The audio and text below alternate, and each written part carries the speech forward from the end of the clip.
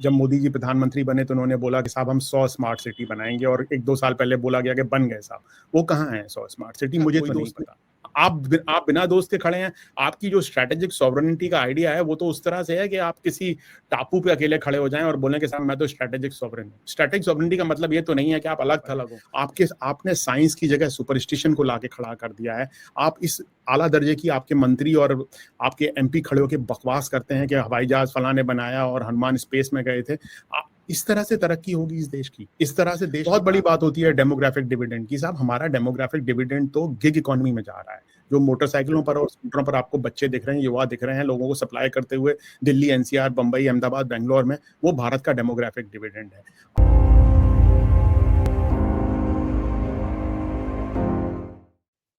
नमस्कार, मैं हूं निधीश त्यागी और आप हैं हरकारा डीप डाइव पर। और मेरे साथ हैं सुशांत सिंह, जो रक्षा और अंतर्राष्ट्रीय मामलों के विशेषज्ञ हैं, येल में पढ़ाते हैं और भारत में द वायर और कैरावान जैसी मैगजीन्स में लिखते हैं। तो आज हम लोग बात करेंगे जो बहुत तेजी से घटनाक्रम बदल रहे हैं। अमेरिका के साथ रोज कुछ ना कुछ चल रहा है। उधर चीन जो है एक नई बुलंदी के साथ उभर रहा है सबके सामने, और वो एक समानांतर ताकत की तरह खुद को स्थापित करने की लगभग ऐलान कर रहा है। और इस सब के बीच में भारत जो है थोड़ा सा भटका हुआ दिखलाई पड़ता है, क्योंकि हम न तो अमेरिका को संभाल पा रहे हैं और चीन के साथ हमारे रिश्ते कभी भी जो थे वो सीधे नहीं थे। वो उसको हम कहते हैं कि कॉम्प्लिकेटेड रिलेशनशिप में हम हमेशा रहे। तो सुशांत, आपका बहुत स्वागत है, नमस्कार। और ये यहाँ से बात शुरू करते हैं कि भारत आज की तारीख में, जो कि रोज बदल रही हैं चीज़ें, कहाँ दिखलाई पड़ रहा है। इससे पहले जो एक संदर्भ ये है कि करीब 40 बार ट्रंप और उनके साथी जो व्हाइट हाउस के लोग हैं वो लगातार भारत की जो है फजीयत कर रहे हैं, बेइज्जतियां किए जा रहे हैं। और फिर आज की खबर में ये देखा गया है कि नरेंद्र मोदी ने एक तुरंत रिस्पॉन्ड किया एक ऐसे ट्वीट को जिसमें उनको टैग भी नहीं किया गया था, डोनाल्ड ट्रंप के ट्वीट पे, जिसमें कहीं उन्होंने बहुत सारी जो भारत की जो बुराइयां कर रहे होते हैं उसमें कहीं एक बार बार वो भी कहते हैं कि मोदी मेरे बहुत अच्छे दोस्त हैं। तो मोदी उनके दोस्त हैं, पर भारत की फजीयत होती रहेगी, और इस बीच मोदी जी जो है वो उनको रिस्पॉन्ड कर रहे हैं। तो इस पे बात शुरू करते हैं, फिर इसके सिरे से फिर हम आगे और चलेंगे इसमें। निधीश, पहले तो आपका बहुत बहुत धन्यवाद, बहुत बहुत शुक्रिया। मुझे पता है कि इस वक्त भारत में काफ़ी देर शाम का वक्त है, और फिर भी आपने समय निकाला मुझसे बात करने के लिए, वो उसके लिए आपका बहुत बहुत शुक्रिया। जहाँ तक भारत का सवाल है, भारत कहाँ खड़ा हुआ है इस वक्त, तो मुझे लगता है भारत के लिए बहुत अच्छी स्थिति नहीं है। चाहे वो जो हमने चीन के साथ देखा हो, चाहे हमने जो अभी अमेरिका के साथ जो पिछले कुछ महीनों में देखा, मुझे नहीं लगता कि वो भारत के लिए बहुत अच्छी स्थिति है।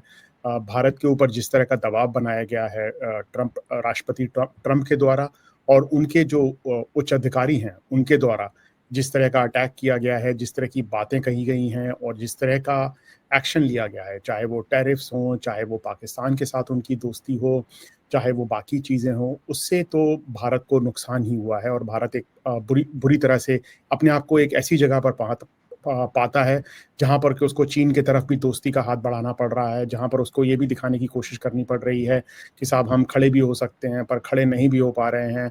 आपकी जो एक्सपोर्ट इंडस्ट्री है, चाहे वो टेक्सटाइल की हो, कपड़ों की हो, और भी चीज़ों की हो, वो परेशान हो रही है। अंदरूनी तौर पर आपके रुपए की कीमत गिर रही है। आपकी जो जो अंतर्राष्ट्रीय साख है वो कमज़ोर हो रही है, और आपकी जो बात है उसका वज़न कमज़ोर हो रहा है। दूसरी तरफ पाकिस्तान मजबूत हो रहा है, चीन मजबूत हो रहा है। तो भारत के लिए तो इस वक्त बहुत अच्छी स्थिति नहीं है। और ख़ास तौर पर इसको मैं जिस संदर्भ में देखता हूँ, मैं इस तरह से देखता हूँ कि ये प्रधानमंत्री मोदी साढ़े 11 साल से प्रधानमंत्री हैं, और उसके पश्चात अब जाकर उनके पास बहुत वक़्त था भारत को मजबूत करने का, भारत की विदेश नीति को डिफ़ाइन करने का, उसको अच्छा करने का। जहाँ तक उसकी जगह जो हमने देखा है वो नहीं हुआ है, और उसी का नतीजा है कि आज हम अपने आप को भारत को इस स्थिति में पाते हैं जिसको कि मोदी के चित्र या मोदी के वीडियो या मोदी के ट्वीट्स किसी भी तरीके से ढक नहीं सकते। उस पर आप लीपापोती नहीं कर सकते, जो भारत की एक्चुअली खराब स्थिति। इसमें जो एक बात जो मुझे समझ में आती है वो ये कि मोदी जी और भारत दोनों क्या अलग अलग हैं। मतलब ये ठीक है कि मैं मोदी जी से मुझे बहुत मेरे अच्छे दोस्त हैं, पर भारत जो है बहुत एक बुरा देश है जो कि बार बार अमेरिका से ये सुनाई देने को मिलता है। तो ये मोदी या भारत जो हैं, क्या दोनों मतलब मोदी नुमाइंदगी किसकी कर रहे हैं? तो ऐसा कैसे है कि मैं आपका दोस्त हूँ, पर आपका मुल्क जो है वो उसको उससे मैं सारी इस तरह की कार्रवाइयाँ करूँगा, जो कि दरअसल आप उसको एक लंबे समय से अपना साथी मानते थे, आप उसको चीन के बरस रख के देखते थे, और अब जो है उसके साथ आप तरह से बिल्कुल ब्रूटल तरह का बर्ताव कर रहे हैं, जो कि आप न तो रूस के साथ कर रहे हैं, ना आप चीन के साथ कर रहे हैं, जो कि जिससे ज़्यादा उनको चुनौतियाँ हैं। तो भारत ने ऐसा क्या किया है, या मोदी जी ने ऐसा क्या किया है कि अमेरिका उनको दोस्त तो कह रहा है, पर बर्ताव जो है लगभग इस तरह से कर रहा है, जो कि हॉस्टिलिटी का साफ-साफ दिखलाई पड़ता है।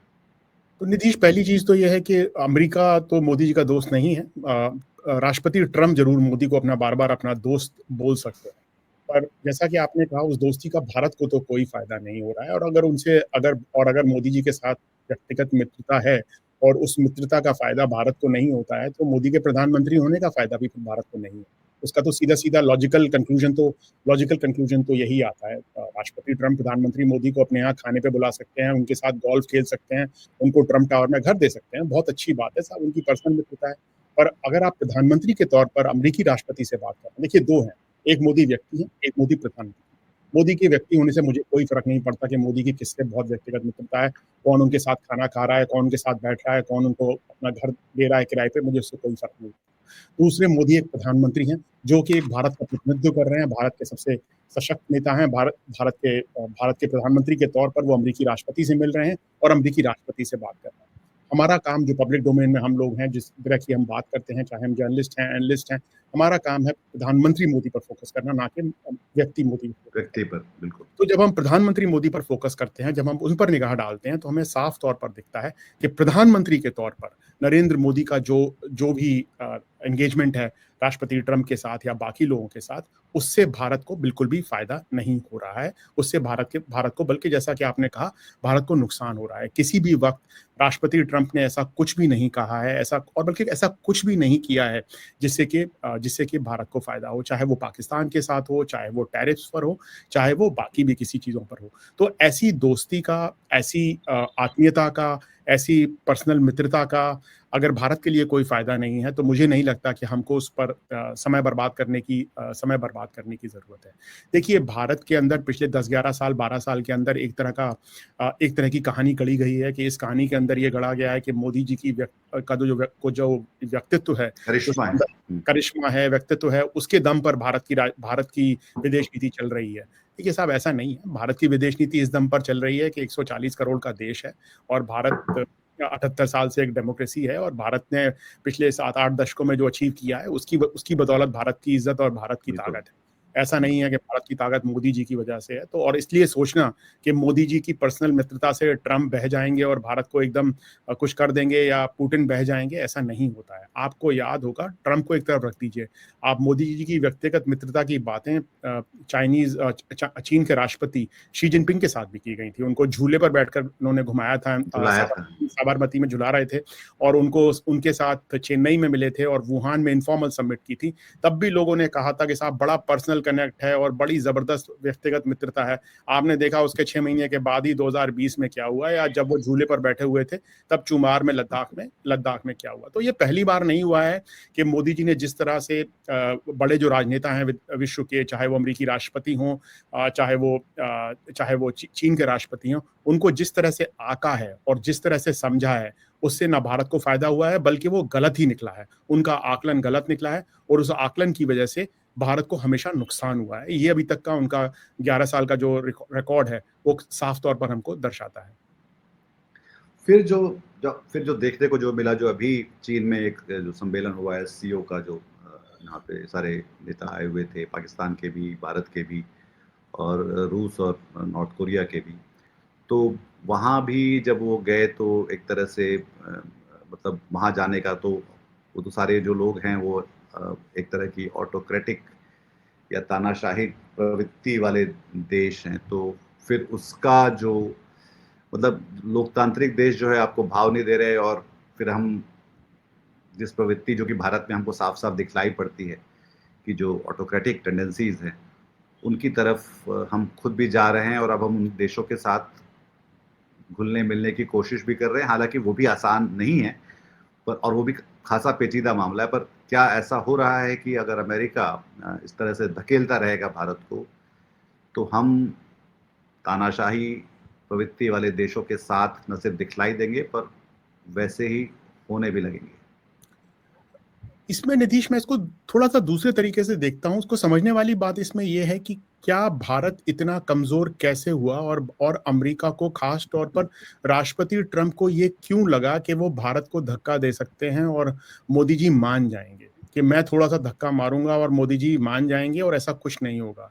जैसा कि आपको पता है, जॉन बोल्टन जो कि ट्रंप 1.0 में, ट्रंप के पहले राष्ट्रपति वाले कार्यकाल में जो उनके नेशनल सिक्योरिटी सुरक्षा एडवाइज़र थे, सलाहकार। उन्होंने साफ लिखा है अपनी किताब में कि जब ईरान पर तेल की बात आई, ईरान से तेल नहीं खरीदने की बात आई, और जो आपके दर्शकों को याद ना हो, मैं बता दूं कि ट्रंप के पहले राष्ट्रपति के कार्यकाल में भारत ने ईरान से तेल खरीदना बंद कर दिया था। भारत ईरान से तेल क्यों खरीदता था? भारत ईरान से तेल 3 कारणों से खरीदता था। वो हमको 60 दिन का क्रेडिट देता था, उससे हमको बहुत फायदा होता था। वो हमसे उसका ट्रांसपोर्टेशन का पैसा नहीं लेता था, जो आवाजाही का पैसा है वो हमको फ्री मिलता था। और तीसरा, जो हमारी सबसे बड़ी रिफाइनरीज हैं, वो उसके लिए ही उसी क्रूड के लिए, ट्यून्ड ट्यून्ड थी। ईरानियन क्रूड के लिए, तो हम इसलिए ईरानियन क्रूड लेते थे। भारत ने जब पहली बार ट्रंप ने कहा कि आप ईरान से क्रूड नहीं खरीदेंगे, तो भारत ने थोड़ा पुश बैक किया और कहा कि नहीं साहब, हम खरीदना चाहते हैं वगैरह। पर फिर ट्रंप ने बोल्टन को बोला कि आप जाके बोलिए, मुझे पता है कि मोदी मान जाएंगे, वो नहीं खड़े हो पाएंगे हमारे सामने, और वो मान जाएंगे। और वैसा ही हुआ, चुपचाप मोदी जी मान गए। तो मेरा मानना ये है कि जैसा कि ट्रैक रिकॉर्ड रहा है मोदी जी का ट्रंप के साथ, हार्ले डेविडसन का किस्सा तो बहुत फेमस है। ट्रंप ने उसको पब्लिकली बोला कि भाई, मैंने फोन किया और मोदी जी को कहा हार्ले डेविडसन से आप, मोटरसाइकिल से आप ड्यूटी हटाइए, और मोदी जी मान गए, उन्होंने ड्यूटी हटा दी। वेनेजुएला से तेल खरीदने का मामला भी सेम तरीके से हुआ। तो एक तरह से आपने एक बार जब एक तरह से बिहेव किया है, और एक तरह से आपने दूसरी बड़ी ताकत को यह दर्शाया है कि आप झुकने को तैयार हैं, और आप हाल झुक जाएंगे और आप हाल बैठ जाएंगे, तो फिर तो आप इनवाइट कर रहे हैं कि हर बार जब उसको दबाव डालना होगा, तब वो आपको पकड़ेगा और आपको मारेगा। नितीश, आपको याद होगा, एक चीनी कहावत है बहुत फेमस के, to scare the monkey you kill the rooster, कि आप भाई बंदर को डराने के लिए छोटे मुर्गे को मार देते हैं। तो वही है कि बड़े, आप चीन पे तो नहीं हमला, चीन को कुछ बोल नहीं सकते हैं ट्रंप साहब, रूस को बोल नहीं सकते हैं, पर भारत इतना बड़ा है, इतना छोटा भी नहीं है। भारत ये भी नहीं है कि पोलिनेशिया या कोई और मार्शल आइलैंड है, थोड़ा इतना बड़ा भी है कि आप भारत को मार सकते हैं। और उनको पता है कि मोदी जी सह लेंगे, मोदी जी कुछ करेंगे नहीं, क्योंकि आपने पहले दिखा रखा है मोदी जी राष्ट्रपति ट्रंप के पहले कार्यकाल में। उसकी वजह से भी मुझे लगता है मोदी जी ने जो जो ट्रैक रिकॉर्ड अपना सेट किया है, उसकी वजह से भी ट्रंप साहब ने आकर ज्यादा जोर से मारने की कोशिश की है, और उसके द्वारा यूरोप और अगेन मिड साइज कंट्रीज हैं, उनको भी ये मैसेज भेजने की कोशिश की है कि देखिए साहब, हम तो मार सकते हैं, मैं नहीं डरता हूं, मैं तो भारत को भी मार रहा हूं, तो आप लोग क्या चीज हैं। तो मैं भारत के साथ अगर ये कर सकता हूं और मोदी से अपनी मित्रता के बाद ये कर सकता हूं, तो आप लोगों को भी मार सकता हूं। तो वो दो तीन तरीके से ये चीजें इस तरह से आके बैठी हैं। देखिए, सबसे सिंपलेस्ट एक्सप्लेनेशन ये है कि जो कि हिंदुस्तान में बहुत से लोग देते हैं कि साहब ट्रंप पागल आदमी है, वो कुछ भी कर सकता है, उसने बोल दिया इसलिए हो गया। देखिए साहब, ट्रंप वो करेगा जो उसको करना है, हमको भारत पर फोकस करना है। मैं भारतीय हूँ, आप भारतीय हैं, हमारा काम भारतीय राजनेताओं पर फोकस करना है। हमारा काम ये देखना नहीं है कि साहब ट्रंप क्या कर रहा है, या पुतिन क्या कर रहा है, या शी जिनपिंग क्या कर रहा है। उनको जो अपने देश के लिए ठीक लगता है, उनको जो अपने राष्ट्र के लिए ठीक लगता है, वो कर रहे हैं। हमको ये देखना है कि साहब हमारे जो नेता हैं, वो हमारे देश के लिए, हमारे देश के नागरिकों के लिए ठीक कर रहे हैं कि नहीं कर रहे हैं। ट्रंप जो है वो है, मैं ट्रंप को नहीं बदल सकता। नीतीश, आप ट्रंप को नहीं बदल सकते। जो ट्रंप है, 3.5 साल, 3 सवा 3 साल अभी उनका कार्यकाल बाकी है, हमको उससे डील करना है, और उसको हम कैसे डील कर रहे हैं और हम कहां तक पहुंचे हैं। तो मैं इसको थोड़ा सा अपना जो जो प्रिज्म है ना, थोड़ा सा चश्मा है, ये बड़ा आसान है यहाँ बैठकर कहना कि साहब देखिए ट्रंप तो बड़े मर्क्यूरियल व्यक्तित्व है उनका, वो बड़े ही इरेटिक हैं, इसलिए हम कुछ नहीं कह सकते, कल को साहब वो हाँ बोल देंगे, दोस्ती बोल देंगे। ये बात सही है, पर अगर हम उस पर फोकस करेंगे, तो जो असली मुद्दा है कि जो भारत की सरकार है, जो भारत का नेतृत्व है, जो भारत के प्रधानमंत्री हैं, उनकी जो जिम्मेदारी है भारत के नागरिकों के प्रति, भारत के प्रति, हमारा उससे फोकस हट जाएगा। तो मैं फिर साफ कह रहा हूं, मैं ये नहीं कह रहा हूं कि ट्रंप मर्क्यूरियल नहीं है, मैं ये नहीं कह रहा हूं कि ट्रंप हर नहीं हर नहीं, बिकॉज जब हम देख रहे हैं कि यूरोपियन जो लोग नेता हैं, वो किस तरह से कितने फ्लेक्सिबल होकर भी वो अपने इंटरेस्ट जो हैं वहां से साध ले रहे हैं, अपने सारे जो उनके जो स्वार्थ हैं उसको साध ले रहे हैं, ये कह के। हालांकि मेरे ख्याल सबसे ज्यादा मुश्किल संबंध तो इस समय यूरोपियन देशों के ट्रंप के साथ होंगे, हम लोग तो शायद। पर फिर सवाल ये उठता है कि मोदी जी ऐसा क्या करें कि भारत के जो 140 करोड़ देश लोगों की जिनकी वो नुमाइंदगी करते हैं, और जो देश दुनिया में महत्वपूर्ण है, जो कि पिछले मतलब उनके आने से पहले तक तो सबसे प्रॉमिसिंग देशों में से गिना जा रहा था। अब उसमें 11 साल में जो भी कुछ हुआ, तो अब वो ऐसा क्या करें? उनके पास क्या ऐसे विकल्प हैं कि भारत की जो स्थिति है वो उनके जो मजबूत नेतृत्व में, जो कि उनसे पहले कभी इस देश को नहीं मिला, वो कहीं कुछ अपना भी स्वार्थ जो है साध पाए, वैसा क्या करें? देखिए साहब, आपने वक्त गंवाया है। मैं आपको दो तीन चीजें बताता हूँ। आप दिल्ली के आसपास रहते हैं, आप देखिए गुड़गांव से किस तरह की तस्वीरें आ रही हैं। आपने देखा क्या हो रहा है। आपने मुझे, जब मोदी जी प्रधानमंत्री बने तो उन्होंने बोला कि साहब हम 100 स्मार्ट सिटी बनाएंगे, और 1-2 साल पहले बोला गया कि बन गए साहब। वो कहाँ है 100 स्मार्ट सिटी? मुझे तो नहीं पता। तो ताकत तो साहब देश की अंदरूनी होती है। अगर आपके अंदर अंदरूनी ताकत नहीं है तो आप बाहर ताकत नहीं कर सकते। बहुत बड़ी बात होती है डेमोग्राफिक डिविडेंड की। साहब हमारा डेमोग्राफिक डिविडेंड तो गिग इकोनॉमी में जा रहा है। जो मोटरसाइकिलों पर और स्कूटरों पर आपको बच्चे दिख रहे हैं, युवा दिख रहे हैं, लोगों को सप्लाई करते हुए दिल्ली, एनसीआर, बंबई, अहमदाबाद, बैंगलोर में, वो भारत का डेमोग्राफिक डिविडेंड है। आपकी प्रोडक्टिविटी कम है, आपका इंडस्ट्रियल प्रोडक्शन बिल्कुल खत्म होने की कगार पर है। आपने साइंस की जगह सुपरस्टिशन को लाके खड़ा कर दिया है। आप इस आला दर्जे की आपके मंत्री और आपके एमपी खड़े होकर बकवास करते हैं कि हवाई जहाज फलां ने बनाया और हनुमान स्पेस में गए थे। इस तरह से तरक्की होगी इस देश की, इस तरह से देश की और ताकत। आपके किसान आत्महत्या कर रहे हैं, 600 आपके किसान किसान आपके। हर दिन आत्महत्या कर रहे हैं, आपका किसान परेशान है। आपने जो टूरिज्म के नाम पे, रिलीजियस टूरिज्म के नाम पे जो उत्तराखंड का हाल किया है, जो जो उसकी बुरी स्थिति है, जिस तरह की बाढ़ आ रही है, भयावह बाढ़ पंजाब में है। आपने पंजाब का नाम नहीं लिया। आप साहब विदेश में कहीं कुछ होता है आप नाम लेते हैं। भारत कश्मीर में जो स्थिति है, आप भारत की अंदरूनी स्थिति देखिए, उसके ऊपर आप जिस तरह से भारत के मुसलमानों के साथ बर्ताव कर रहे हैं, जिस तरह से आप हिंदी थोपने की कोशिश कर रहे हैं, आपने तो अंदरूनी तौर पर देश को कमजोर किया है। अगर खोखला नहीं बोलूं तो भी कमजोर तो आपने पिछले 11 साल में किया है, और उस कमजोरी का नतीजा है कि आप दूसरी ताकतों के सामने बिल्कुल खड़े होने की स्थिति में नहीं है। आप न चीन के सामने खड़े हो पा रहे हैं, ना आप अमेरिका के सामने खड़े हो पा रहे हैं, क्योंकि आपने भारत को मजबूत नहीं किया है। आपने सिर्फ अपनी इमेज बिल्डिंग की है, अपना पीआर किया है, और उसकी वजह से साहब ये निधि से कहना कि आज हम ऐसा क्या कर दें कि सडनली कोई मैजिक वैंड हो जाए और भारत खड़ा हो जाए। मुझे नहीं लगता कि भारत के पास ऐसा कोई मैजिक वैंड है जो वो सेव कर देगा और सडनली सब कुछ ठीक हो जाएगा। पर कुछ चीजें हैं, फिर वो फिर भी की जा सकती हैं। उन चीजों में है कि आप एक्टिवली एंगेज करें अमेरिका से। अगर आपको लगता है कि अमेरिका के साथ आपका काम है तो आप एक्टिवली एंगेज करें। दूसरी चीज मुझे लगता है कि भारत के देशवासियों को और भारत के नागरिकों को आप पूरी तरह से सच बताएं और उनको साथ लें। भारत बहुत बड़ा देश है, और इस देश ने ब्रितानी साम्राज्य को हराया, जो कि बहुत बड़ा साम्राज्य था। इस देश ने बहुत 1971 में, जब भारत आज के मुकाबले बहुत ज्यादा कमजोर था, तब भी अमेरिका के खिलाफ खड़ा हुआ और झेल पाया। 65 की लड़ाई में भी अमेरिका ने हाथ खींच लिए थे, तब भी पाकिस्तान के साथ 2-2 मुकाबला किया शास्त्री के अंडर में। तो ऐसा नहीं है कि भारत देश खड़ा नहीं हो सकता, भारत अच्छा नहीं कर सकता। आपको भारतवासियों को सच बताने की जरूरत है। आप भारतवासियों को सच नहीं बता रहे हैं। आप भारतवासियों को ये नहीं बता रहे हैं कि उन पे क्या विपदा आने वाली है। आप उनको साथ में लेके खड़ा कीजिए और आप उनको मोटिवेट कीजिए, आइए भारत को बनाएं। और आप ये एक्नॉलेज कीजिए जो आपकी पिछले 11 साल की नीतियां हैं, वो नीतियां गलत रही हैं, और उन नीतियों में बदलाव की जरूरत है, और उन नीतियों में बदलाव लाइए और देश को आगे बढ़ाइए। साथ ही साथ आप अलग लेवल पे एंगेज करें। अगर पर्सनल लेवल पे आपका ट्रंप के साथ एंगेजमेंट है तो आप पर्सनल लेवल पे एंगेज करें। लॉबिस्ट के थ्रू है, जयशंकर के थ्रू है, ओआरएफ के थ्रू है, जिनके भी थ्रू है, आपके एम्बेसडर के थ्रू है, जो भी लोग हैं आप उनके साथ एंगेज करें। अगर लोग कहते हैं साहब पाकिस्तान ने $200 मिलियन देकर ट्रंप के परिवार को खरीद लिया। अरे साहब, पाकिस्तान अगर $200 मिलियन देकर ट्रंप के परिवार को खरीद सकता है तो हिंदुस्तान क्यों नहीं खरीद सकता? अगर ट्रंप का परिवार बिकाऊ है, अगर ट्रंप का परिवार $200 मिलियन पर बिकाऊ है और उससे देश का फायदा होता है, तो भारत क्यों नहीं खरीद सकता है? भारत तो भाई पाकिस्तान से बहुत ज्यादा अमीर मुल्क है। हमारे यहाँ अदानी नहीं, अंबानी कितने लोग बैठे हुए हैं। पर हमारे, हाँ, हम तो उनको नोटिस सर्व नहीं करवा पा रहे, जो जो हम उस नोटिस तरीका नहीं से सर। जो नोटिस आप है। मतलब तो ये इस तरह तो की, मतलब अगर ये तो सिर्फ $200 ये भी सवाल है सवाल तो लोगों के जहन में है कि अमेरिका के साथ जो है, मतलब मोदी जी का ये भी एक, अडानी भी एक तरह से सॉफ्ट इशू है उसमें, कि भाई अमेरिका कह रहा है कि इनको नोटिस सर्व करो, और वो मोदी सरकार जो है वो कर नहीं पा रही है। तो ये भी एक पेचीदा बात है। और साथ में एक ये भी बात है सुशांत, की ये जो ऐसी जब जगह आती हैं, जैसे कि 71 में इंदिरा गांधी, मतलब जैसे कि आप कह रहे हैं बहुत मजबूत देश तो नहीं था, या जैसे अभी हम ब्राजील का, मैं लूला का भाषण सुन रहा था जब वो वहां पे जवाब में खड़े होकर कह रहे थे कि, तो ये जो होता है ना, ये समय एक चरित्र दिखाने का परीक्षण भी होता है।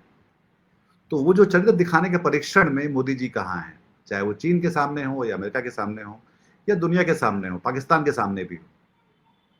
नहीं है साहब। नहीं है, मोदी जी में वो चरित्र नहीं है, वो कैरेक्टर नहीं है कि वो किसी बड़ी ताकत के सामने खड़े हो सकें। मुझे लगता है उनका एक बुली वाला व्यक्तित्व है, जो कि कमज़ोर मुल्कों को तो दबा सकता है, चाहे वो मालदीव्स हो, भूटान हो, नेपाल हो, छोटे मुल्कों को, कनाडा हो, पर किसी भी ताकतवर मुल्क के सामने, चाहे वो चीन हो, चाहे वो अमेरिका हो, उनके अंदर नहीं है कुव्वत खड़े होने की, नहीं है वो ताकत के वो खड़े हो सकें। मुझे तो अभी तक उन्होंने अपने प्रधानमंत्री के कार्यकाल में ऐसा कोई भी चीज़ नहीं की है जिससे लगे।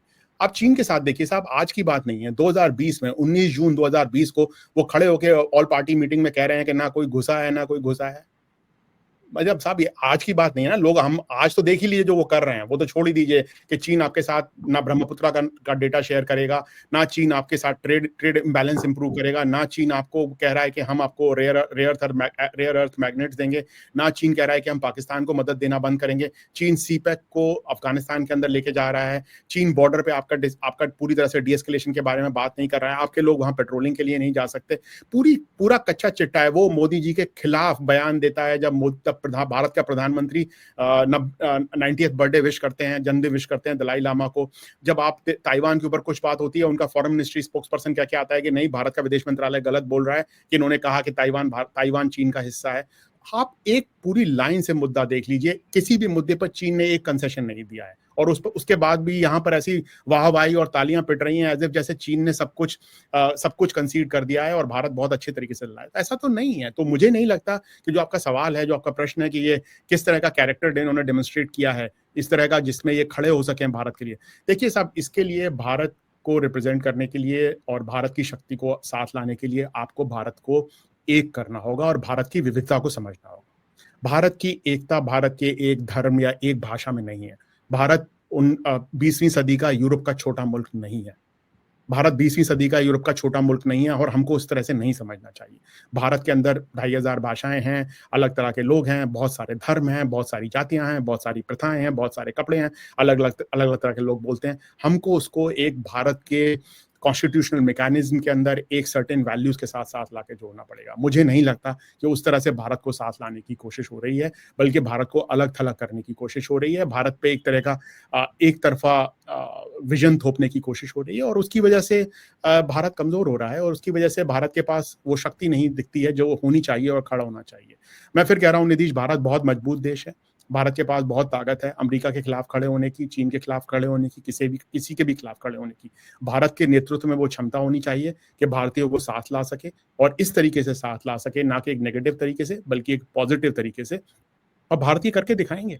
सब 71 का एग्जाम्पल तो बहुत फेमस है ना। आप कितने शरणार्थी भारत में आ गए, आपने उन शरणार्थी को अंदर लिया, उनको खाना खिलाया, उनको रखा, आपने साथ में युद्ध भी लड़ा, आप अमेरिका से भी डील कर रहे हैं, आप सोवियत रूस के साथ काम कर रहे हैं, आप चीन और अमेरिका की भी डील हो रही है उस वक्त, आप उससे चीन से भी डील कर रहे हैं।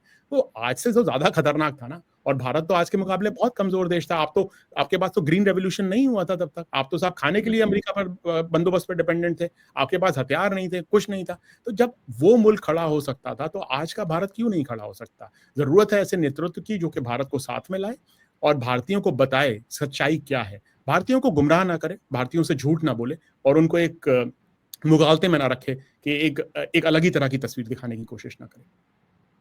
और इस पूरे सिलसिले में जो पाकिस्तान से जो जो एक तरह से जो सिंदूर का जो पूरा एक प्लंज लिया, तो उसका भी मतलब वो सिर्फ पाकिस्तान तक ही सीमित नहीं रहा। वो जो एक उसके जो इम्प्लीकेशंस थे, वो एक तरह से हमारे गले की ही फांस इस तरह से बना कि कम से कम, मतलब मैं तो काउंट भूल चुका कि ट्रंप ने 25 बार कहा या 28 बार या 30 बार कहा कि ये पीस डील मैंने करवाई, और ना ही हम उस बात को मान पाए, ना ही हम उस बात को साफ साफ मोदी जी खड़े होकर खंडन कर पाए, जो कि किसी भी self respecting head of the nation को करना चाहिए था। पर फिर चीन के साथ भी एक उसमें आ गया कुछ, क्योंकि बहुत सारे जो इंटेलिजेंस इनपुट्स थे या जो जो हथियार थे वो चीन के वहाँ से पाकिस्तान, और उसके जरिए उसने कई बाजार में भी अपना शोकेस करके जो है अपनी दुकान जो है और जब जमा ली जो है चीन के, और फिर उन्होंने जो अभी परेड में दिखलाई भी उस तरह से जो चीज़ें। तो ये जो रक्षा के मामले में भारत की जो संप्रभुता है या जो उसकी मजबूती है, उसको किस तरह से ये प्रभावित किया इस चीज़ ने? 2-3 बातें सामने आती हैं। देखिए, एक जैसा कि कल आई थिंक सेना अध्यक्ष ने कहा जब वो किताब का विमोचन कर रहे थे कि देखिए साहब, टेरर तो खत्म नहीं हुआ, और ये कहना कि साहब टेरर खत्म हो गया सिंदूर से उचित नहीं हुआ, क्योंकि अभी भी एनकाउंटर हो रहे हैं, इन्फिल्ट्रेशन हो रहा है। तो एक तो आप मान रहे हैं कि साहब टेरर खत्म नहीं हुआ, आतंकवाद पे आपने आतंकवादी जगह पर हमला किया। उससे 1-2 दिन पहले सीडीएस चौहान ने, जनरल चौहान ने आई थिंक गोरखपुर में कहा कि सिर्फ हमारा मकसद तो ये दिखाना था कि हम नाराज हैं। अब देश ऐसे चलते हैं कि साहब नाराजगी है तो हमने बम बम मार दिया, खत्म हो गई बात। आपका कोई बड़ा स्ट्रैटेजिक एम होगा, कोई पॉलिटिकल एम होगा। तुम क्या पॉलिटिकल एम था अभी तक? जो जैसा कि मैंने दो बड़े शीर्ष सेना के अधिकारियों का जिक्र किया, दोनों ने कोई क्लैरिफाई तो नहीं किया कि पॉलिटिकल एम क्या था। अगर आप कह रहे हैं कि आतंकवाद को कोई भी कमजोरी नहीं पहुंची पाकिस्तान से, जो आतंकवाद आ रहा था, या आप कह रहे हैं कि साहब हमारा तो मकसद ही सिर्फ ये दिखाना था कि हम नाराज हैं, हमारी रेड लाइन आपने क्रॉस कर ली, तो इसलिए साहब हमने ये कर दिया। तो एक तो वो मुद्दा है कि मुझे नहीं लगता कि राजनीतिक तौर पर हमें क्लैरिटी थी कि हम क्या चाहते हैं और हम इससे क्या अचीव करेंगे, अदर देन हम एक बहुत ज़्यादा शोर शराबा और अपने देश में लोगों को बता पाएंगे कि देखिए साहब हमने कर दिया, कि हम बड़े नाराज थे और हमने साहब मार दिया और पाकिस्तान पे हमला कर दिया, ये कर दिया। तो एक तो वो कमजोरी रही है, वो कमजोरी खुलकर अब सामने आ गई।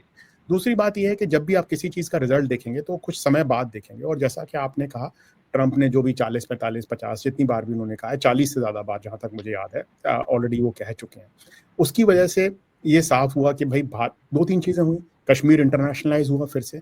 ये बात उन्होंने हर तरीके से कही कि न्यूक्लियर वॉर होने वाला था। उसका मतलब है कि ये पाकिस्तान का जो आर्ग्यूमेंट है कि भाई हम दोनों के बीच में न्यूक्लियर लड़ाई होने वाली है, इसलिए पूरी दुनिया को यहाँ पर ध्यान देना चाहिए, वो बात फिर से सामने आई।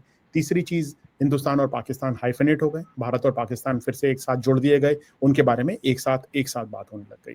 चौथी बात, पाकिस्तान जिसको कि डीसी में, वाशिंगटन डीसी में कोई वक्त नहीं दे रहा था, वो भाई वहां पर एकदम हीरो बन गया। उनको ट्रंप साहब आसिम मुनीर को खाना खिला रहे हैं, वो आसिम मुनीर फिर दोबारा वहां जा रहे हैं, और सडनली पाकिस्तान के बारे में इस तरह की बात हो रही है कि ट्रंप साहब कह रहे हैं कि देखिए साहब, पाकिस्तान से भारत कुछ दिनों में तेल खरीदेगा वगैरह वगैरह, इस तरह की उन्होंने बातें की। तो अगर आप उसका जो आउटकम देखें तो उसका आउटकम तो ये हुआ कि भाई पाकिस्तान मजबूती से उभरा।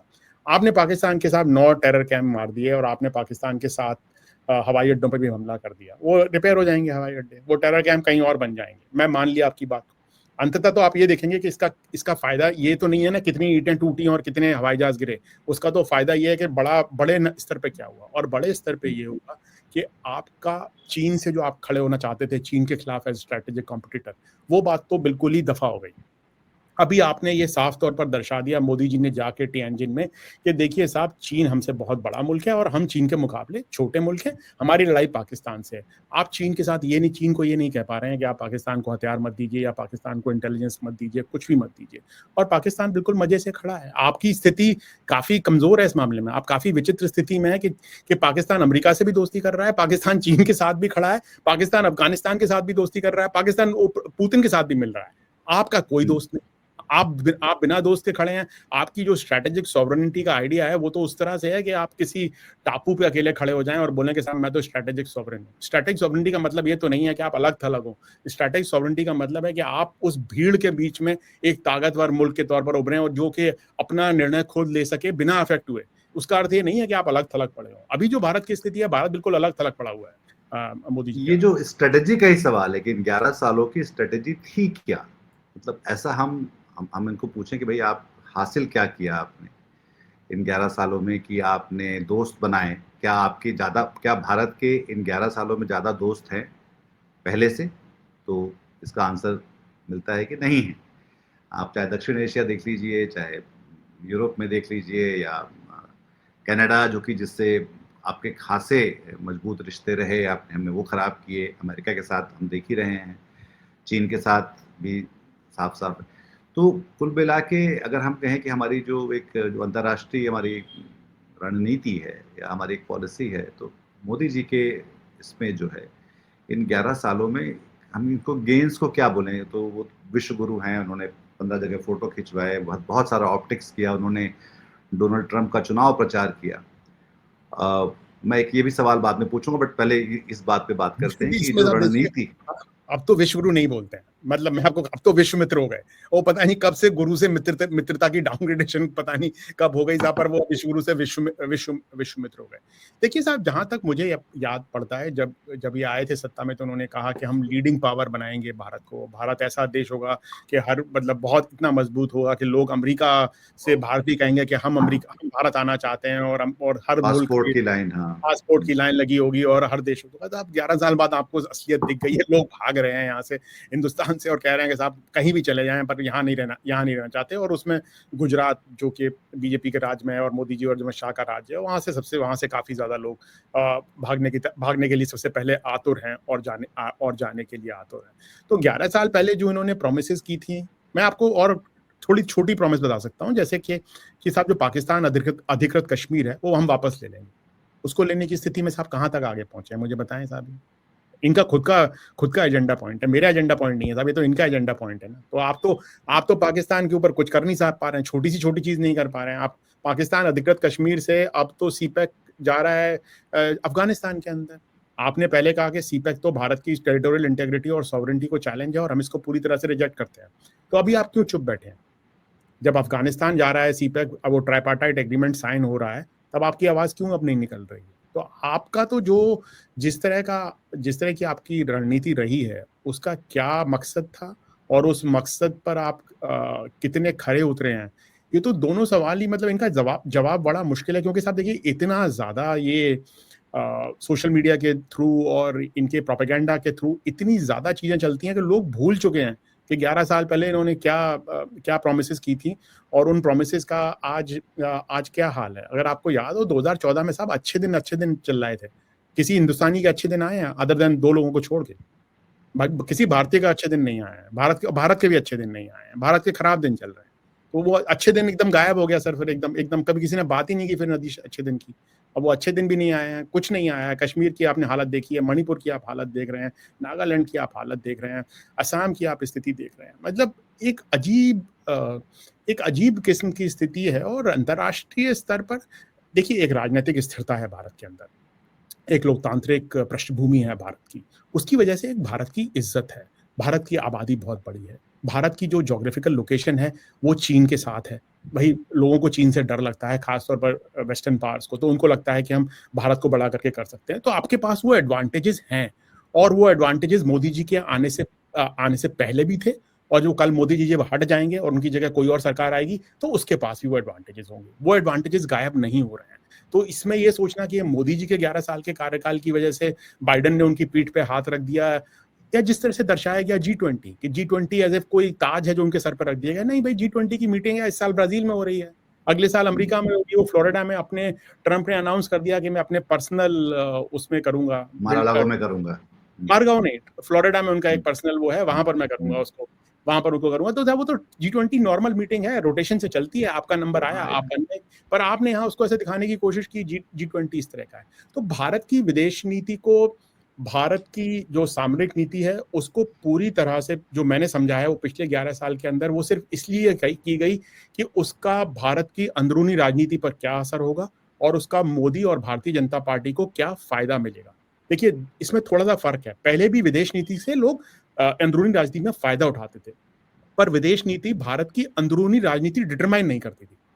अब क्या है कि भारत की विदेश नीति क्या होगी, कि आप पाकिस्तान पे हमला करेंगे या चीन से दोस्ती करेंगे या ट्रंप से जाके आप गले लगेंगे, पप्पियां झप्पियां देंगे, वो सारा ये डिसाइड करेगा कि मेरे को अंदरूनी आपकी जो रणनीति है उससे डिसाइड हो रहा है। इससे नहीं कि आप क्या कि उसका फायदा मिल रहा है कि आप एक विदेश नीति चला रहे हैं, विदेश नीति आपकी अच्छी चल रही है तो आप जाके जनता को बोल रहे हैं, आवाम को बोल रहे हैं कि साहब मेरी विदेश नीति अच्छी है तो आप मुझे वोट दीजिए। वो नहीं है। अभी ये कि साहब मेरे को क्या फायदा मिल रहा है, चुनाव आ रहा है, बालाकोट कर दो, कुछ हो गया, अच्छा कमजोर हो गए, बहुत नंबर्स बहुत कम हो गए, इकोनॉमी बहुत खराब हो गई, तो देखिए साहब अभी हमने हमला कर दिया पहलगाम के बाद। अरे आपने साहब पहले ISI को बुलाया पठानकोट के अंदर, तब क्या था?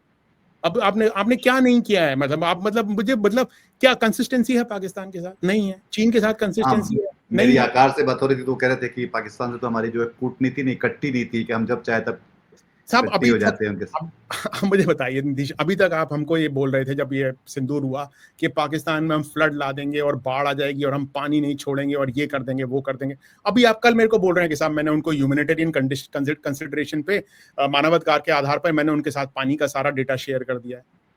तो आप तो साहब 3 महीने पहले आप ही पूरी हिंदुस्तान की आवाम को कह रहे थे कि साहब मैं तो बाढ़ ला दूंगा और पाकिस्तान में फ्लड हो जाएगा और ये हो जाएगा वो हो जाएगा, मैं उनको भूखा मार दूंगा, जो भी जिस तरह की भाषा का प्रयोग किया गया। और अब आप मुझे बोल रहे हैं कि साहब मैंने तो उनको पानी दे दिया। तो ये किस तरह की रणनीति है? आप अपने ही शब्दों पर खरे नहीं उतर रहे हैं, आप अपनी ही बातों पर खरे नहीं उतर रहे हैं। मेरी बात छोड़ दीजिए साहब, मेरा तो मानना है कि साहब लोगों को पानी देना चाहिए और लोगों को पानी के बारे में जानकारी देनी चाहिए। एक भाई मानवता बेसिक नॉर्म है। और अगर आप करेंगे तो आप चीन को भी बोल सकते हैं कि आप हमारे साथ ऐसा नहीं कर सकते, आप हमको पूरी ब्रह्मपुत्रा की जानकारी देंगे।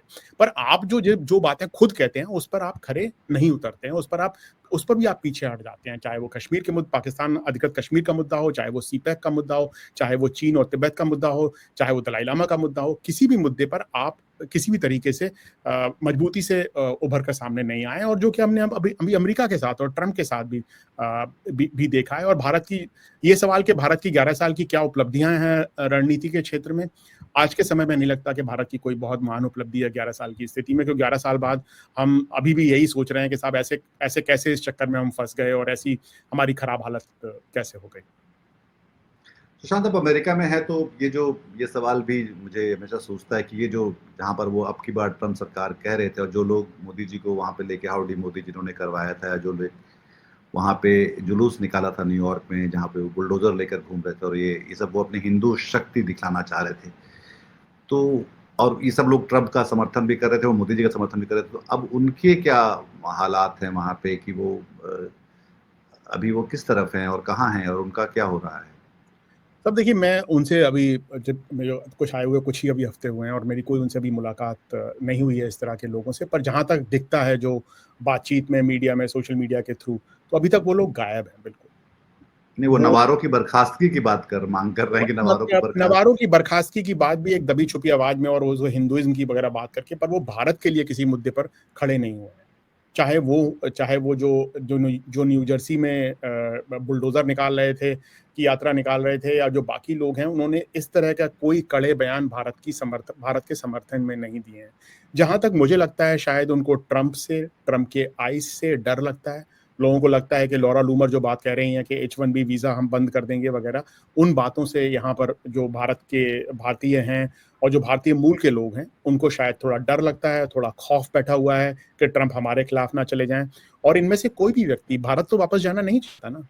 ये सब वो लोग हैं जो भारत को छोड़ कर आए हैं और इनका तो इरादा यहाँ रहने का है। तो अगर ट्रंप साहब उनको जरा सी धमकी देते हैं या इनके जहन में भी ये डर है कि ट्रंप साहब हमको यहाँ से निकाल कर फेंक देंगे भारत, तो इनकी तो जिंदगी का जो पूरा जीवन का जो उद्देश्य है वो खत्म हो जाएगा। तो मुझे लगता है कि सबसे बड़ा डर उनके अंदर इस बात का है जो नहीं हुआ है। मैं थोड़ा कि इसके उनको आगे हथकड़ियों और बेड़ियों में बांध के उनको जो है हथकड़ी और बेड़ियों में बांध अमृतसर के या सैन्य जहाजों के थ्रू उनको लोगों को ना भेजा जाए, वो डर है क्योंकि जिस तरह से आइस घूमती है, जिस तरह से आइस हरकत करती है, लोगों के जहन में वो डर है। और लोगों को लगता है कि अगर हमने कुछ जोर से बोल दिया और उन्होंने देख लिया सोशल मीडिया पर, या ट्रंप जब हम वापस आए तो सोशल मीडिया में पकड़ लिया या वीजा के पे पकड़ लिया, तो हमारे लिए बहुत बुरी स्थिति है। मुझे लगता है कि उसका बहुत बड़ा डर है। इसलिए दबी छुपी आवाज में भी कहने की हिम्मत नहीं है कि आप भारत के लिए बोलिए या मोदी जी के लिए बोलिए या किसी के लिए भारत की चीजों में बोलिए, या ट्रंप जो बोल रहे हैं वो गलत है। उस तरह की आवाजें बिल्कुल नहीं आई हैं। दो तीन चीजें और हैं इसके साथ। भारत के जो बहुत बड़े भारतीय मूल के लोग हैं जो कि टेक्नोलॉजी कंपनीज के हेड हैं, लोगों को बड़ी उम्मीदें थी कि साहब ये खड़े हो जाएंगे, ये तो भारतीय मूल के लोग हैं और ये हमारे हैं और यहाँ पर करेंगे। पर आपने देखा कल या परसों ट्रंप के साथ जब वो लोग बैठे हुए थे, किस तरह की ट्रंप की वो लल्लो चप्पो कर रहे थे और किस तरह की मतलब बिल्कुल उनके साथ जो हरकतें हो रही थी, वो उनमें से कोई भारत के लिए नहीं खड़ा हुआ है। उनकी जिम्मेदारी अपनी कंपनियों गूगल माइक्रोसॉफ्ट उसके लिए है, उनकी कोई जिम्मेदारी भारत के प्रति नहीं है। वो भारत को छोड़ के आ चुके हैं। देखिए साहब, भारत के लिए वो तभी बात कर सकते हैं जब उसका अमेरिका के खिलाफ कुछ ना हो। उनके पास अमेरिकी पासपोर्ट है, वो अमेरिकी टेक टाइटन है और वो अमेरिका की बात करेंगे। वो भारत के हितों की बात नहीं करेंगे। वो भारत के हितों की बात तब करेंगे जब भारत और अमेरिका के हित एक साथ होंगे, जब भारत और और जब अमेरिका उनकी कंपनी के हित उससे जुड़े हुए हैं कि हाँ जुड़े हुए इंडिया में होंगे। उनके और अगर दफ्तर है। अमेरिका के हित की बात होगी और अमेरिका के हित भारत के हित के साथ नहीं जुड़ रहे हैं, तो वो अमेरिका की बात करेंगे, जो कि हमने साफ टेक्नोलॉजी कंपनीज के साथ देखा। तीसरी चीज जिसके बारे में लोग बहुत कहते थे हिंदुस्तान में कि साहब कांग्रेस पे हिल पे हमारे पास बाई पार्टिसन सपोर्ट है, कि चाहे सेनेट हो, कांग्रेस हो, डेमोक्रेट्स हो, रिपब्लिकन हो, सब हमारे साथ हैं। पहले डेमोक्रेट प्रेसिडेंट आए, रिपब्लिकन प्रेसिडेंट आए, बुश रहे, ओबामा रहे, क्लिंटन रहे, सब हमारे साथ थे, बाइडेन भी। कभी नहीं, भारत के लिए कोई प्रॉब्लम नहीं है। तो अगर व्हाइट हाउस में थोड़ी प्रॉब्लम भी होगी तो कांग्रेस बड़ी जोर शोर से हमारे साथ खड़ी होगी। तब कांग्रेस से एक आवाज आई है रो खन्ना की, उसके अलावा कोई आवाज नहीं आई है। और रो खन्ना ने भी यही कहा है कि इंडियन अमेरिकन कहाँ हैं। रो खन्ना ने actually, I don't know if you seen the statement, Ro Khanna का स्टेटमेंट ये है कि भैया इंडियन अमेरिकन कहाँ हैं, चुप क्यों हैं, इंडियन अमेरिकन क्यों नहीं बोल रहे हैं। आपको लगता है प्रमिला जयपाल बोलेंगी आपके लिए, जिनसे कि जयशंकर ने मिलने से मना कर दिया था? आपको लगता है कि जो आपने भारत में किया है लोगों के साथ, डेमोक्रेसी के नाम पर, मुसलमानों के साथ, फ्री स्पीच के नाम पर, उसके बाद लोग आप कांग्रेस में आपके लिए खड़े होंगे और बोलेंगे कि साहब देखिए, जो डेमोक्रेटिक पार्टी के लोग हैं वो एक पर्टिकुलर परसुएशन के हैं, उनकी एक पर्टिकुलर वैल्यू सिस्टम है, उस पर मोदी जी का वैल्यू सिस्टम बिल्कुल खरा नहीं उतरता है, तो इसीलिए वो अब की बार ट्रंप सरकार के साथ करते थे और उनके हिंदुत्व समर्थक यहाँ पर करते थे।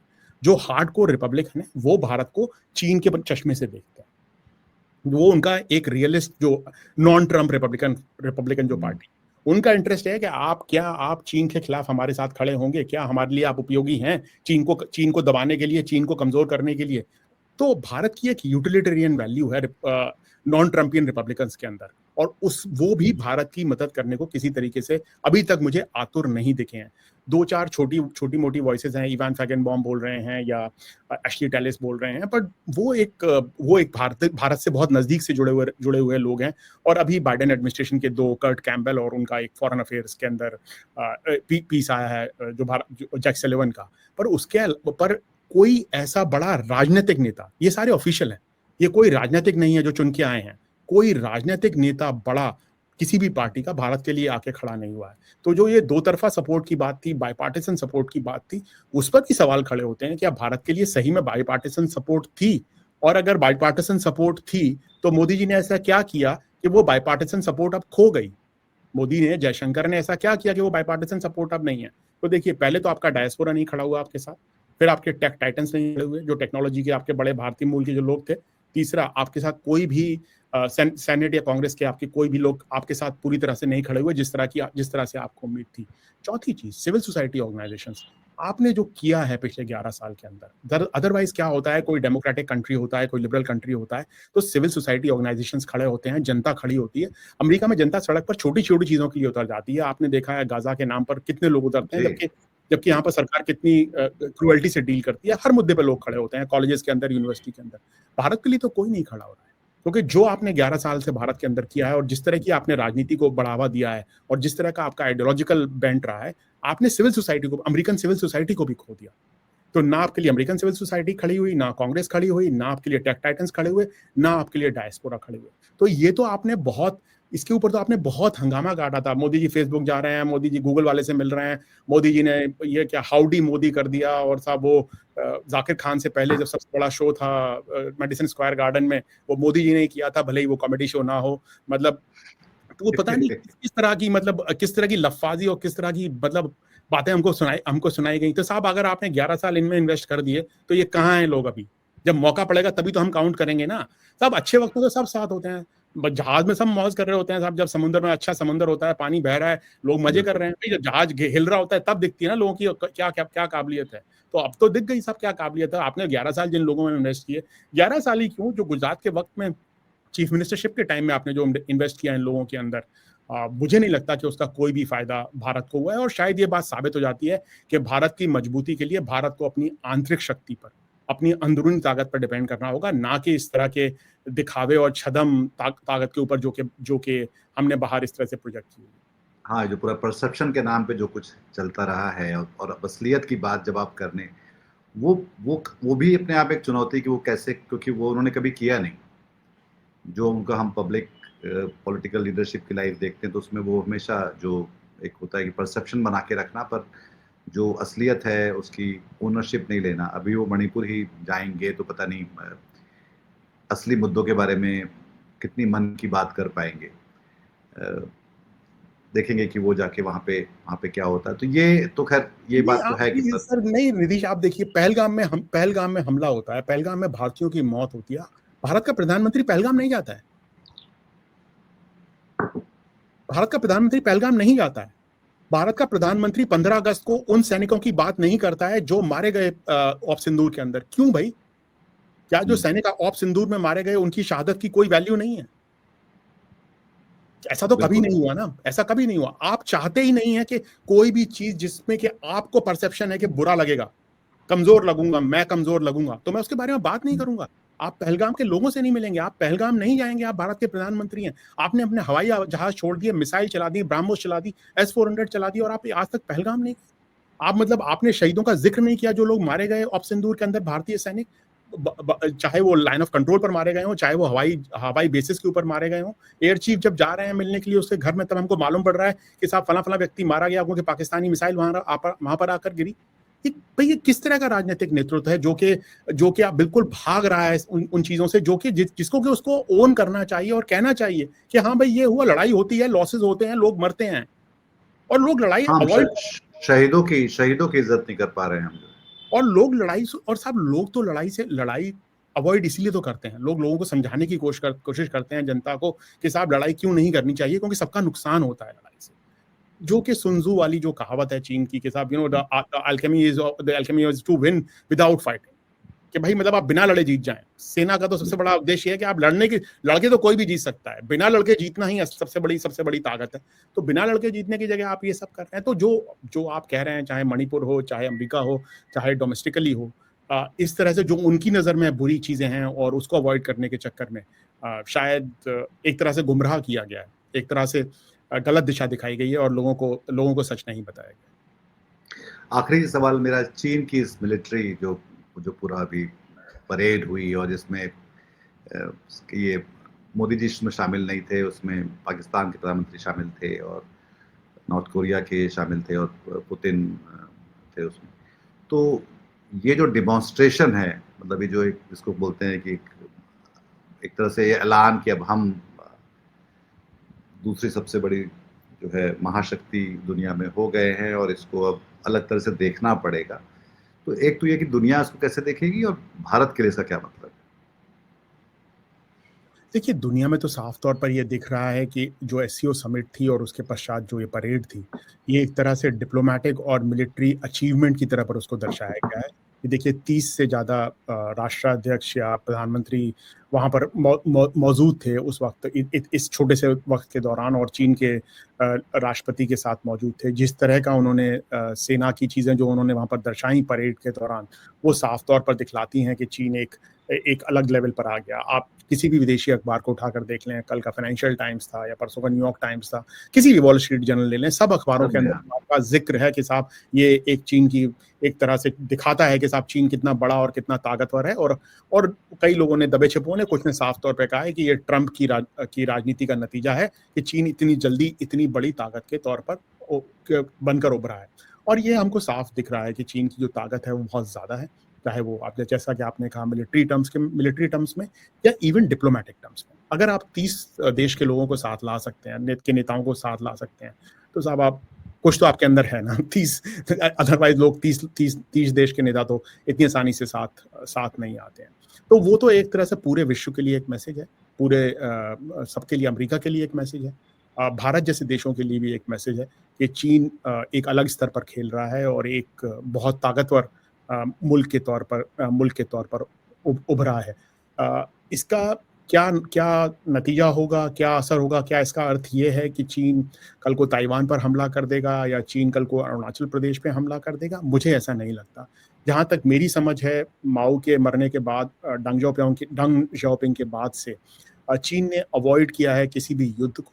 चीन अपनी तरफ से युद्ध में नहीं जाना चाहता, क्योंकि वो चाहता है कि वो बेतहाशा तरक्की करे, उनकी टेक्नोलॉजिकल डेवलपमेंट हो, बाकी चीज़ें हो, वो युद्ध को अवॉइड करता है। जैसा कि आपको पता है, नीतीश, उनकी आखिरी लड़ाई 1979 में वियतनाम के साथ हुई थी, उसके बाद आज तक वो नहीं लड़े हैं। सेना को बिल्ड करेंगे, ताकतवर रहेंगे, मजबूत रहेंगे, पर बड़ी लड़ाई करना नहीं चाहते हैं। और जहाँ तक ताइवान को वापस लेने का सवाल है, मुझे लगता है कि उसके लिए भी अभी इस तरह से नहीं हुआ कि इसको इस तरह से नहीं देखना चाहिए कि सब देखिए चाइना इज अराइव और वो अब जाके कुछ कर देगा। मतलब मेरा कहना है नहीं कि नहीं, आप, पर इस तरह से कि मतलब उसने शायद एक टेम्पलेट ये बनाया कि उसने सोच समझ के बिजनेस से दुनिया को जीता। देखो मतलब ये अपने आप में दिलचस्प बात है कि पूरा का पूरा दक्षिण एशिया में भारत के सारे देशों के में उनके उसके बड़े इन्वेस्टमेंट्स हैं। मतलब अगर वो, हालांकि वो खुद एक पावन पार्टी गवर्नमेंट है, पर उन्होंने नेपाल में जो है लाइब्रेरी बनाई जो वहाँ के पार्लियामेंट की जो, तो वो उनका जो इन्वेस्टमेंट्स है वो बिजनेस के हिसाब से देख रहे हैं, वो उसके उन तरीकों से दुनिया को जीत रहे हैं बजाय लड़ाई लड़के जीतने के। तो ये तो खैर साफ है। पर ज़ाहिर तौर पे ये अपने आप में हमारे लिए या दुनिया के लिए अमेरिका खुद बहुत छोटी सी बात बोलूंगा निधीश, मुझे लगता है समय खत्म होने वाला है। छोटी सी बात मेरी ये है कि अमर्त्य सेन ने इसके बारे में बहुत कहा है, चीन की राइज का कारण ये नहीं है कि डिक्टेटोरियल कम्युनिस्ट पार्टी है। चीन की राइज का कारण ये है कि उन्होंने ह्यूमन रिसोर्सेज को वैल्यू किया। जो पब्लिक हेल्थ और पब्लिक एजुकेशन है वो बहुत अच्छी थी। हिंदुस्तान में वो पब्लिक हेल्थ और पब्लिक एजुकेशन नहीं हुई, इसलिए जब इंडस्ट्रियलाइजेशन का टाइम आया, जब डेवलप करने का टाइम आया, हम उस तरह से डेवलप नहीं कर पाए। चीन में आज लेबर चीप नहीं है। चीन की टेक्नोलॉजी और साइंटिफिक डेवलपमेंट अमेरिका से आगे है बहुत सारी जगह पर। साहब उन्होंने छठी पीढ़ी का लड़ाकू जहाज उड़ा दिया है, प्रोटोटाइप उड़ रहा है पिछले 1 साल से। अमेरिका में कोई छठे पीढ़ी का नहीं है। एआई के अंदर देख लीजिए, ग्रीन एनवायरनमेंट के अंदर देख लीजिए, ईवीज के अंदर देख लीजिए, साहब वो टेक्नोलॉजिकली भी अभी आगे हैं, बहुत आगे हैं दुनिया में। तो वो जब तक कि आपका ह्यूमन रिसोर्स डेवलप नहीं होगा, वहां पर लोग मस्जिदों के सामने जाकर धर्म के नाम पर नाच नहीं रहे। वहां पर लोग हनुमान को उड़ाने के नाम पर नहीं बोल रहे हैं कि हमारे यहाँ सारी साइंस पहले से ही थी, अभी हमें साइंस की जरूरत नहीं है। अब हमें क्या जरूरत है ये सब करने की? अभी हमें जरूरत क्या, मतलब 3000 साल पहले हम तो स्पेस में बैठे हुए थे, अभी हमें कोई जरूरत ही नहीं करने की। वहाँ जेन्युइन काम हो रहा है। वो उनका खुद का स्पेस स्टेशन है साहब, जहाँ पर स्पेस स्टेशन में 4-4, 6-6 लोग बैठे हुए हैं। हमारी तरह नहीं है कि 500 मिलियन देके खरीद कर आप एक बंदे को भेज रहे हैं और उसके बाद आप दिखाने की कोशिश कर रहे हैं कि साहब हमने किया। आपने कमर्शियल फ्लाइट में बंदे को भेजा है यार। आप निधीश, आपके और मेरे पास पैसे हो तो मैं और आप भी जा सकते हैं खरीद। और मतलब तो कोई मुकाबला नहीं है। चीन ने जिस तरह से इन्वेस्ट किया है ह्यूमन रिसोर्सेज के अंदर, और जो हमने पिछले 10, 11, 15 साल के अंदर किया है कि लोगों को बोला है कि आप जाके मस्जिदों के सामने नाचिए और आप अपने जो पुरानी रूढ़ियां हैं उनको उठाइए वापस और आप अपने किंवदंतियों को सत्य मान लीजिए, तो उसका नतीजा तो हमें भुगतना पड़ेगा। हमारे लिए चीन बनना उतना ही मुश्किल है जितना पाकिस्तान के लिए भारत बनना। बिल्कुल सही। बहुत धन्यवाद सुशांत, बहुत मज़ेदार और बहुत गहरी बातचीत रही है, और मेरे ख्याल से इस प्रोग्राम को जो लोग देखेंगे वो शायद एक नई रोशनी में देख भी पाएंगे कि भारत, नरेंद्र मोदी और विश्व जो है वो इस बदले हुए घटनाक्रम में कौन कहाँ पर किस तरह से खड़ा है, और उसका इन तीनों के लिए क्या क्या मतलब है। अगर आपकी बातचीत पसंद आई तो इस कार्यक्रम को लाइक करिए, इस चैनल को सब्सक्राइब करिए और अपने हम ख्याल लोगों के साथ साझा भी करिए, क्योंकि जो है हिंदी में बातचीत बढ़ाने के लिए कम इस तरह के प्लेटफॉर्म से, तो हरकारा से जुड़े रहिए। आपका बहुत शुक्रिया सुशांत, आपका बहुत शुक्रिया। आप येल से जुड़े, शनिवार की सुबह हो रही है अभी आपकी। बहुत शुक्रिया निधीश आपका मुझे बुलाने के लिए और हिंदुस्तानी में इस तरह की बातचीत करने के लिए। इस तरह की बातचीत अंग्रेजी में और विदेशी प्लेटफॉर्म्स पर तो बहुत होती है, पर हिंदुस्तानी भाषा में आपके साथ बात करने के लिए मुझे भी बहुत अच्छा लगा और बहुत बहुत नहीं, हम लगातार आगे भी बात करेंगे। बहुत शुक्रिया। आज की ताजा खबर, आज की ताजा खबर, आज की ताजा खबर। आओ काका जी इधर, आओ मामा जी इधर, सुनो दुनिया की खबर।